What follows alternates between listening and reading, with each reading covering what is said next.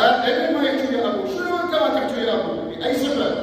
انت ابن، انت ابن، يبقى الاب اب ويبقى الابن ابن. والله انا اخواني يعني علي من احكيها دائما، اقول للشباب، اقول لهم يا شباب لا تشوف نفسك انت افضل من ابوك. انا ما عندي اب بس الله يرحمه، نسال الله سبحانه وتعالى يرحمه ويرحم ابائكم واباء المسلمين.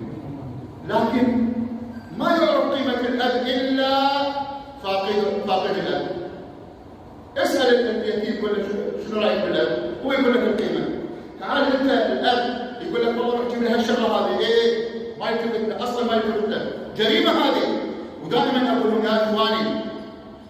يا اخواني احنا في يوم من الايام كنا نظن بانه ابائنا متقدمين بالسن وما عندهم تقارب مثل ما نبدا، ولما كانوا يقولون لنا المسائل كنا شو نقول؟ نقولها يعني